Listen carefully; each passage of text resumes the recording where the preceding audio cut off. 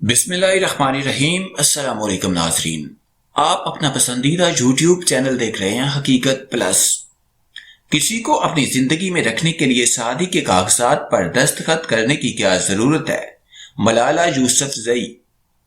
مجھے ابھی تک سمجھ نہیں آ رہی کہ لوگوں کو شادی کیوں کرنی ہے۔ اگر آپ اپنی زندگی میں کسی کے ساتھ رہنا چاہتے ہیں تو نکاح نامے پر دستخط کرنے کی کیا ضرورت ہے؟ صرف پارٹنر بن کر کیوں نہیں رہ سکتے؟ کم عمر ترین نوبل انعام یافتہ ملالہ یوسفزئی کا برطانوی میگزین کو انٹرویو۔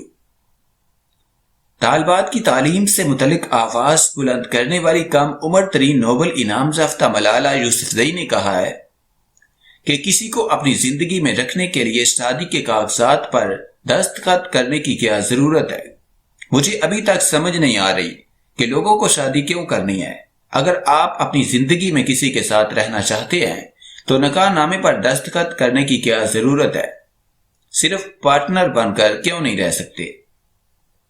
تفصیلات کے مطابق برطانوی فیشن میگزین ووگ کو دیے گئے انٹرویو کے دوران جب ان سے شادی اور محبت سے متعلق سوال کیا گیا تو انہوں نے کہا کہ ان کی والدہ ہمیشہ انہیں شادی کے بارے میں بتاتی رہتی ہے اور ان کے والد کے پاس ایسے لوگوں کی ای میلز آتی ہیں جو انہیں اپنی جائیداد اور پیسوں کے بارے میں بتا کر مجھ سے شادی کرنے کی خواہش کا اظہار کرتے ہیں، لیکن مجھے ابھی تک سمجھ نہیں آئی کہ لوگوں کو شادی کیوں کرنی ہے۔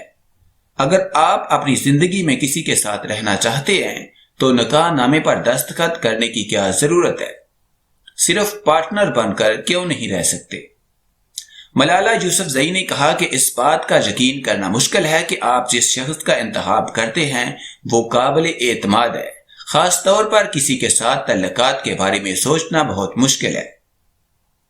آپ جانتے ہیں کہ سوشل میڈیا پر ہر کوئی اپنے تعلقات کی کہانیاں شیئر کر رہا ہے اور آپ پریشان ہو جاتے ہیں کہ آپ کسی پر بھروسہ کر سکتے ہیں یا نہیں، اور آپ کو کیسے کسی پر یقین ہو سکتا ہے۔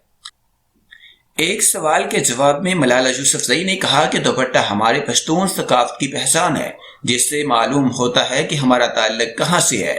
یہ ہمارے لیے پشتونوں کی ثقافتی علامت ہے، لہذا یہ نمائندگی کرتا ہے کہ میں کہاں سے آئی ہوں۔ مسلمان لڑکیاں یا پشتون لڑکیاں یا پاکستانی لڑکیاں جب ہم اپنے روایتی لباس پہنتی ہیں تو ہمیں مظلوم یا بے آواز یا مردوں کی سرپرستی کے تحت زندگی گزارنے والا سمجھا جاتا ہے، لیکن میں ہر ایک کو بتانا چاہتی ہوں کہ آپ اپنی ثقافت کے اندر اپنی آواز بن سکتے ہیں اور آپ کو اپنی ثقافت میں مساوات مل سکتی ہے۔ خیال رہے کہ ملالہ یوسفزئی کو ووگ میگزین کے سرورق کا حصہ بھی بنایا گیا ہے۔ ووگ میگزین کے سرورق پر تصویر کے حوالے سے ملالہ یوسفزئی نے سماجی رابطوں کی ویب سائٹ ٹویٹر پر اپنے ایک پیغام میں لکھا کہ انہیں برطانوی میگزین ووگ کے سرورق پر آ کر بہت خوشی ہوئی۔ وہ جانتی ہیں کہ ایک نوجوان لڑکی جس کا کوئی مشن ہو، جس کا کوئی نظریہ ہو، اس کے دل میں کتنی طاقت ہوتی ہے، اور میں امید کرتی ہوں کہ جو بھی لڑکی یہ کور دیکھے گی اس کو اندازہ ہوگا کہ وہ بھی دنیا تبدیل کر سکتی ہے۔